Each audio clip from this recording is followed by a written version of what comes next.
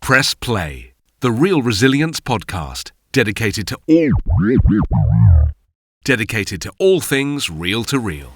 Maybe we're in an age now where people can't be bothered to do Google searches for things like how do I clean my tape machine. I had a TIAC X1000R that had been used in a swimming pool. Just sat on the side of the pool and it's not working anymore. Puts one tape on that runs fast for 10 minutes, then goes back down to normal speed. Can you have a look at the machine? I said, is it the same tape? That does it on one tape. I said, is your tape then? I don't think it is. There's no doubt about it. The resurgence of reel-to-reel, whilst great, has brought with it a few myths and misnomers, and, shall we say, less than best practice in using them. And that was Rob, Gary and I discussing those and more in part 2 of our conversation about supporting this format we love. More from us later when we say hello to episode 23. Press Play, the Real Resilience podcast, dedicated to all things reel to reel. There is loads of real resilience news to tell you in this episode. I feel almost like a newsreader. The big story is that from mid-March we'll be supplying RTM tape to the UK market.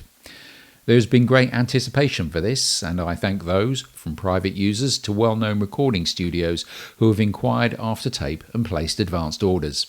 Price-wise, we'll price match what other suppliers in the UK offer, but we aim to have a lower delivery charge, and we won't be supplying from Europe, so it'll be quicker to you too.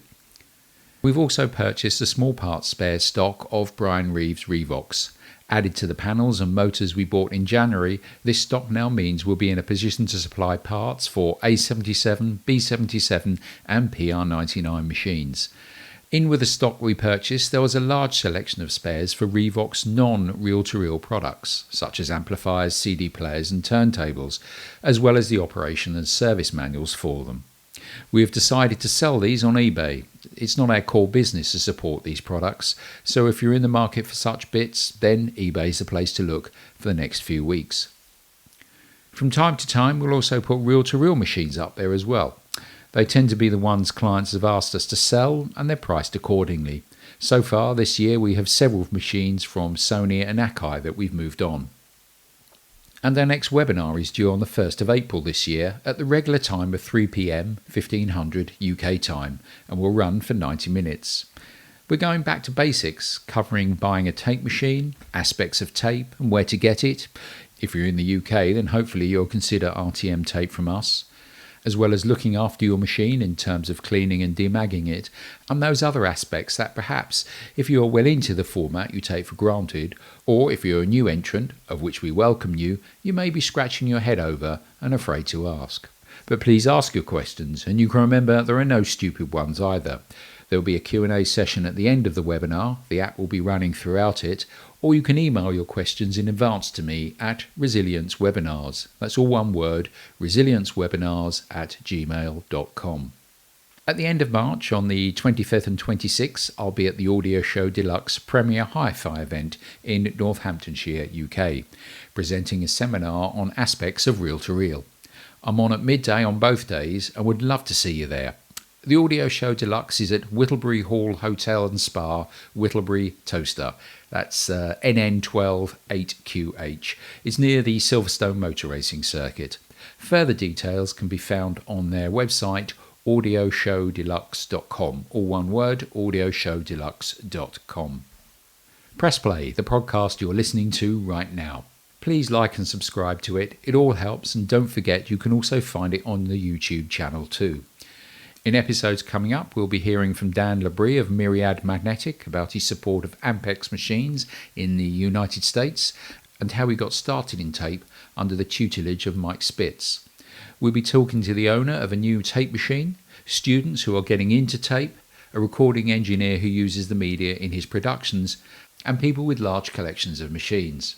2023 is looking positive for Reel-to-Reel and the Press Play podcast too. So once again, please like and subscribe. Subscribe to the Press Play podcast on iTunes, Spotify, Google, or wherever you get your pods. To our main feature of episode 23. I introduced my 2 guests last episode, and you heard from them at the start of this one, Rob Brinkworth and Gary Hedge. In the last episode, we talked about who would be supporting these machines into the future, and we continue this theme by starting off about the condition we sometimes receive machines in. I mean, when lockdown happened in the UK, we were locked down for getting on for 18 months, 2 years, and I should imagine many other countries across the world were in a similar situation. I could tell people were clearing out their storage areas, their lofts, all their garages, all their basements. And I had tape machines coming in. I was convinced they'd been stored in a cave next to the sea. Spiders, corrosion, you name it. And thinking, I'm afraid this thing it's a bit like, must be a surgeon sometimes, goes up to someone, I'm very sorry, but there's nothing more we can do for you. And you have to go back to some of these customers and go, I know it's money. I know you've only paid 10 quid, but I do want some money for this. But you're going to have it's only good for parts, And what's your thoughts on Rob? Have you ever got any ones like that, stored in a cave by the sea? You think, why am I taking this on? This one had its fair selection of spiders, none alive, fortunately, because me and spiders don't get on. Yeah, they can be a bit messy. Combining stories, going back to valves briefly, I was persuaded to do one for my potential father-in-law. This guy said, would you mind having a look at my dad's old tape recorder? Because I've heard you look at tape recorders, don't you? So I had a look at it, and it was all valves. But fortunately, all the valve side of it worked fine, apart from there was a lot of dirt on the outside of the green magic eye thing. So I just took them all out and brushed them off and put them all back in, and it all worked fine. I managed to get the idlers working, and it didn't rumble quite so much when I finished afterwards. Sorry, Ian, what was the question again? Well, just ones, the machines you get the covers off, and they're literally just toast. They're for parts if you're lucky.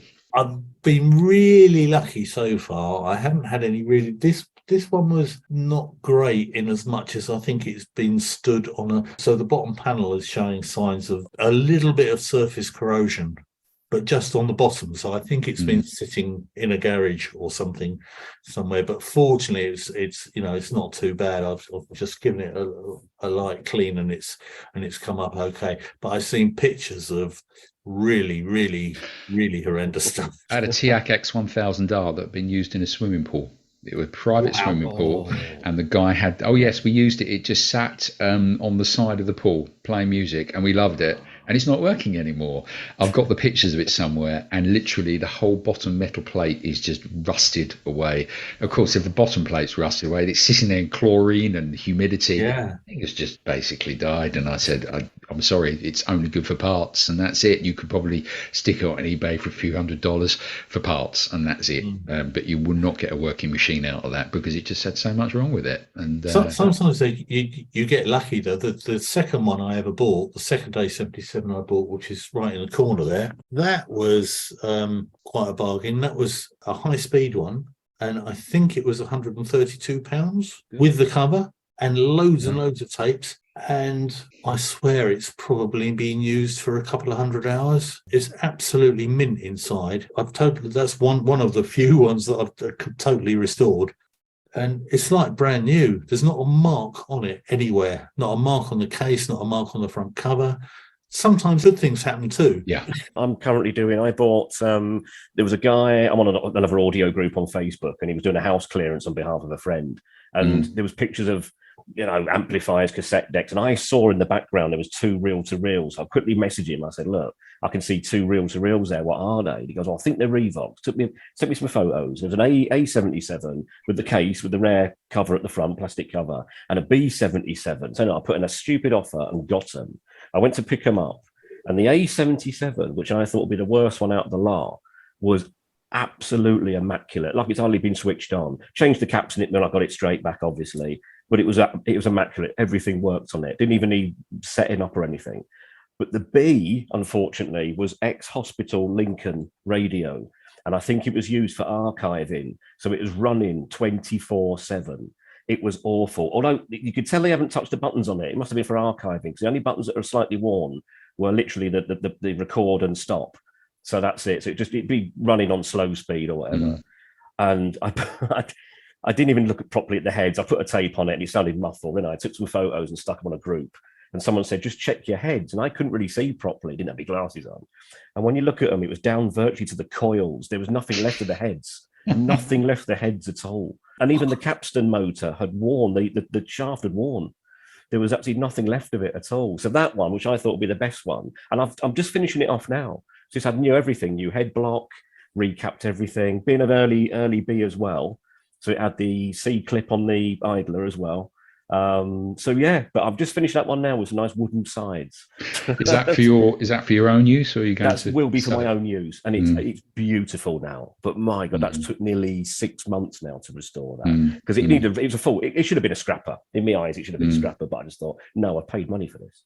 I'm going to do something with it. But the A I sold a week later, because it was just absolutely. It was like a time capsule. There wasn't a scratch on it. It's how it literally would come out of the factory. Amazing thing. Sounded fantastic as well. People ask me why the whole sort of reel-to-reel thing, why has it come back? And I usually tell people the way I see it, it's come back off the vinyl revival. Yeah.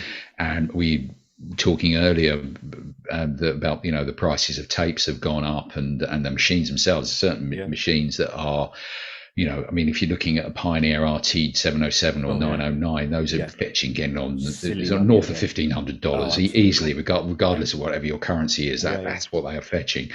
And some people might know a company called Tascam Ninja. He's a guy called John Higgins, and he specialises in Tascam, TAC and Tascam. He does some Fostex bits. So if you got your knack of Fostex, so you could look there. But he was telling me he's got a list of about 300 people now looking for parts. But you think 300, that's good, but still compared with, I don't know, people who have got CD players or even turntables, it's still very, very small. Isn't it? Very, very small. But leads on to that question, how long do you think demand for these services is going to carry on? We've touched on it already, that where we're getting our experience and there's still a lot of machines out there, but I just wondered how long your thoughts, this will carry on, and that those 300 people may be turning to 400 and still keep us all going. Any thoughts on that, Gary? Yeah, it's an interesting one. I mean, I think, to use the term, it's almost underground, isn't it? Reel to reel. People don't boast about it. They don't ask about it. It's kept in the corner of their lounge, and to impress friends, I think. And it's a nostalgia thing as well, I think. Like I said, my dad had one. My dad's friend had one, so I wanted one. And it's a gentleman's way of listening to music. You sit there in your pipe and slippers with your reels turning, with a bit of jazz. I don't think it can ever be a replacement for cassettes. Obviously, the tapes are expensive. It's cumbersome in a way. I think it's a lot of it is nostalgic for people. It's memories. And when you read on these groups, people say about, I remember, my dad having one. I remember my granddad having one. And I think a lot of it is that. But I think if that's what's keeping it going, that will always be going, because the next generation will kind of move it up, and it'll, I don't think it'll ever die. Well, there's certainly something about when you get a tape machine and it's not powered, no reels on, it's just a box. Yeah. But you put some reels on it, and it starts going pretty, round. Doesn't it? It just looks nice. Oh yeah, definitely. What's your take on it, Rob? What do you think? Is it all driven by nostalgia, or are there people who are, your audiophile brigade who say this is the best form of audio reproduction ever created, and we should go back to the 1970s and 80s when it was a common format? I think there's two threads to this answer. There is the nostalgia aspect. So you've got people like me who remember them and remember not being able to afford them. And now maybe we're in a position to afford secondhand ones. But I don't think that's all of it. I think the majority of the potential market, or even existing market, is not so much the nostalgia brigade, people of a certain age, but youngsters. Now that's what's driving the revival for vinyl. And I think young people who have only ever lived with, at best, CDs and or more likely downloads, have got nothing tactile to work with. They've got no experience until the word starts getting around, and like, oh, come around my house and we'll play this record or this vinyl album because it's cool and hip and stuff like that. And they actually get their hands on, like, taking the vinyl out of the sleeve and putting it on a turntable and putting the needle on, and then they get the reward of the music they want to hear, and they think, wow, that's. I'm not just liking the music. I like that whole experience of work a little bit and get some reward for it kind of experience. And if you tried to explain that to somebody a few years ago, they'd probably say, no, you're daft. But I mean, I talk to my children and they agree, yeah, there is something in it. There's something nice about actually handling a bit of vinyl that's got sound on it. And of course, my kids being my kids, it's not just them for vinyl. It's a lot of their friends are experiencing this. And of course, in the case of my children, who I've tried to involve as much as I possibly can in the fun of doing the tape side of things, they kind of get it even more. There's nothing my 32-year-old daughter loves more than sticking a tape on a machine and threading it and getting it running and putting the headphones on or listening to it on the speakers. And her face just lights up, because it's not just the music, it's the tiny little journey you go on to hearing the music is kind of part of the fun. And it probably always was part of the fun. We just never realised it because it was the only option we had. This is the Press Play Podcast, brought to you by Real Resilience. Interesting you're saying about sort of hands-on and the tactile stuff. I did a studio build. It was a podcast studio. People, obviously a lot of demand now for people want to record their own podcasts, and people offering studios. Anyway, I was doing some build and maintaining this thing, and I was waiting for this girl. She must be about 21, and her interviewee, similar age, to finish their interview before I could get in and finish the studio off. Finished the interview, and she took out this camera, pressed the button, and the image came out the bottom of the camera. I said, "What have you got there?" She said, "Oh, it's Polaroid." It wasn't the old Polaroid, perhaps everybody knows from the 1970s, where it kind of flicked up and it was all black and silver. It was this blue plastic thing, but it was still a Polaroid camera. And the other person having the picture taken said, "Oh yeah, Polaroid's back." He said, "Because if we take pictures nowadays, we just lose it on our camera reel, and it's there. This is something special." And this thing came out like a Polaroid picture, sort of, I don't know, what were they, sort of 3 inches, 4 inches square. Didn't look like the Polaroid I quite remember. It looked a bit, maybe they haven't got the emulsion of film. I stick to audio. I don't know anything about pictures, but it was just another thing of like that tactile thing, just like pressing or dropping the arm down on a piece of vinyl, or pressing play and record on a tape machine. It was just something a bit more tactile. If it's a computer, it just disappears in there somehow, and something happens in the computer. But you can almost see it happening with your Polaroid camera or your vinyl. I deal with a guy, and he's amazing. He's got a band. He's got like a rock band who tour pubs in Scarborough. But any reel-to-reels I've got that don't work, he has. And what he is, he's the male Delia Derbyshire. So he'll loop tapes round. He's got poles in his wall that he can do loops up and over and round. And he came in the shop the other day to see if I had any sort of reel-to-reels. I didn't want any spare tapes. And he's on about sort of doing loops. He's got 3 machines. One's going to, have you got a cable to feed this machine into that machine? And it's just mad. And it's brilliant. And the stuff he does, he tours with them. He does sort of museums and stuff, sticks more on the floor, these reel-to-reels. Have you seen some of the Japanese artists on YouTube? Oh, they're using tape machines in ways that, when I got into tape in the 1980s, we used it as a recording medium to get the best out of it, regardless of what you're recording. That's it. But now they're using them as performance things. DJs are using them. DJs are using them. In fact, there's something got posted on one of my friends' Facebook pages the other day, a club they went to. And it's a scene behind with a DJ, and he's got his Pioneers and his Technics. And in the middle was a Revox B77. So I zoomed in, looked the guy up, and he uses it for echo. So he's a professional DJ, but he's been doing it since, late 80s, and using Revoxes for echo and samples and stuff, and spinning the reels. Absolutely incredible. So there's the tactile thing there, isn't there? When I was a youngster, there was a pub in South Croydon that I used to pop into with a friend of mine. I only went in there a couple of times. It was a tiny little pub up a little side street off the A23, London to Brighton Road in South Croydon. They had 2 A77s behind the bar and 2 sets of quad 303/405 amplifiers. Wow. Connected to each of them, and when the tape on one of the A77s ran out, they just switched to the other one. I just wonder how many heads they got through. Gary, I'll ask you first, and Rob, shoot afterwards. Are you open to appreciate, especially with you, Gary, and like me, we're running businesses, but I'd still like to offer my experience and advice. Are you open to doing that if people want to contact you? Yeah. And yourself, Rob, you're happy to do that? Because certainly you've been on some of the webinars I've run as well, and you've been a great sort of source of knowledge. Are you still open to offering advice to people, especially if they're in a country or in an area that's got nobody nearby? Are you open to sort of helping over the net?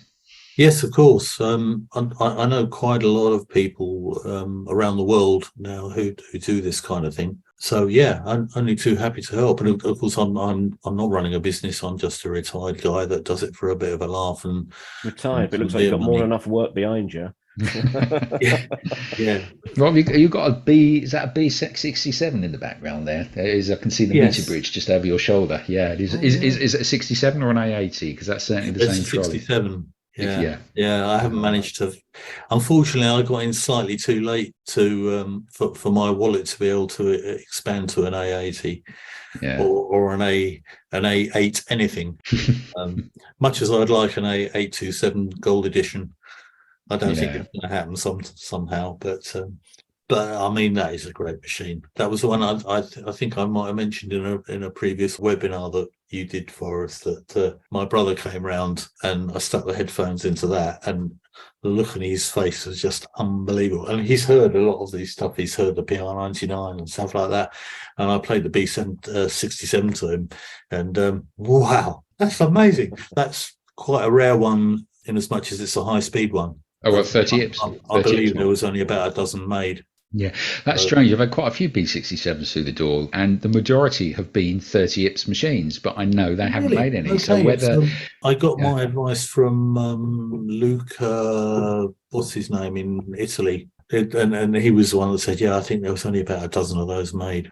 Well, possibly because it was a Mark 1. Maybe they only made them, I'm guessing now, maybe they only made them towards the end of the Mark 1s, and a lot of the Mark 2s were high-speed ones. But yeah, I was quite pleased with that. And it was only down the road. The guy that ran a recording studio in Lower Kingswood years ago, who had just had it hanging around and said, see a tape machine bowling on for $1,000, and I said, yeah, all right then. Wow. Managed to take it to pieces and managed to fit it into the back of my Mini. Yeah, because we all run around in minis in this country. over bridge and all. But see a tape machine bowling on at 30 ips, that's a sight to behold. You think it's almost in fast forward. Anyway, to answer your elite question, I'm more than happy to help. I don't have a mortgage to pay. I don't have a business to run. I have no overheads, so I just do this for a laugh. I would say this has taken probably around 130 hours so far. Easy, which is probably at least 4 times more than I would expect, because it's been such a pig. But I quoted the guy an estimate to fix it, including parts, and I intend to stick to that. That's even great. Though I'm probably going to make about £1 an hour. You're on less than minimum wage, yeah. Very much so. Yeah. The other thing I'm noticing as well with a revival, and perhaps you can, just in closing, concur on this, I do find there's sometimes a bit of an information gap, a bit of a knowledge gap, that I, having worked with these machines for 30 years, assume too much. And I got a guy the other day who said, can you show me how to clean a tape machine? And absolutely. It's his machine. He's owned it, and he's owned it for a long time, thinking, don't you know how to clean it? And it's that, even at that kind of level, that we need to keep these machines going. So and this comes up again and again and again and again. Maybe we're in an age now where people can't be bothered to do Google searches for things like, how do I clean my tape machine? Yeah. Because the answers are nearly always out there. But it feels like people can't be bothered, because the same basic fundamental questions come up over and over and over again. But I still keep trying to answer them if I can, and try and help. Gary, last sort of word to you in closing. Yeah, well, say you said about the information gap thing. I'm off to go and visit my original A77 high speed tomorrow, because the guy I know what he's done. He keeps sending me pictures. Do I thread it round this? And a picture of the edit switch. Does it go under here? I said, no. He just goes around and he's worked that out. I mean, he's a professional guy. He's worked with them for years, but bought this because he's always wanted one. And then I'm going to it tomorrow, because he said he puts one tape on that runs fast for 10 minutes. You can time it to 10 minutes. It runs fast, then goes back down to normal speed. Can you have a look at the machine? I said, is it the same tape that does it on one tape? I said, it's your tape then. You've recorded it at the wrong speed for 10 minutes, realise your mistake, I don't think it is. And it will be. And it's just educating and say they can't work out that if you record something fast and play it back slow, and it's quite odd what people don't know about the machines. It's just like a simple thing, cleaning them, like you said, threading them correctly. I had a guy at Yanakai 4000 DS the other day. He goes, it's not running. And he was completely missing the whole thing. Just had to say literally reel to reel like that, missing the heads and everything. The 4000 DS is a classic one. Yeah. Have you noticed that invariably it'll have a notch on the pinch roller? Yes. It's either side, but not in the middle where the tape is. And you can tell what people have done. They probably listened to them late at night and they just said, I'm going to bed now. And they've switched it off. And the pinch roller has been jammed against the capstan with the tape. Like that, absolutely. And it's notched either. The tape has protected the pinch roller and there's two little notches either side. And it's a classic case of people not looking after their machines. And also you see them advertised and people say, oh yeah, I switched it on, but it doesn't power on. And they don't realise that the right hand tape tensioner it's got to be enables the power on function. So if they just lift that tape guide up, all of a sudden the little red light comes on. Well, gents, thank you very, very much for your time. Gary Hedge, you're up in Scarborough. Indeed. Rob, thank you very much for appearing again. I'd love to do something in 2023 with both of you, but thanks for your input on this podcast. And gents, thank you very, very much. Brilliant. Our pleasure. With the web as our friend, although I caution that sometimes the information you find on there can be maybe a little bit suspect, plus a band of enthusiasts and professionals willing to give advice and direction, I think the support for the format is reasonably secure, at least into the medium term. The next episode goes further as to who is looking after these machines when we cross the pond to the United States to talk to Dan Labrie of Myriad Magnetic in Pennsylvania. He learnt his craft in the support of Ampex and other brands used in the professional sector from Mike Spitz. And from my research, I've learnt there were few worth learning the art of supporting reel-to-reel from than Mike. His untimely passing was a great loss to the industry.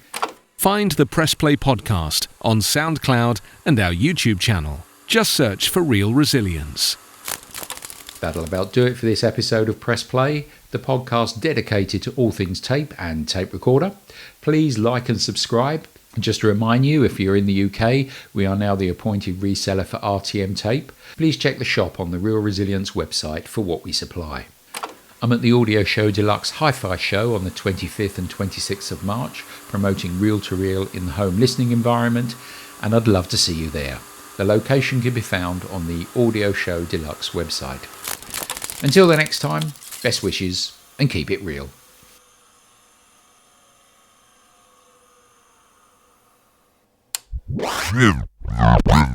I'm in a little dodgy laptop and I bought a pair of headphones from Argos the other day. So next time I'll get more prepared.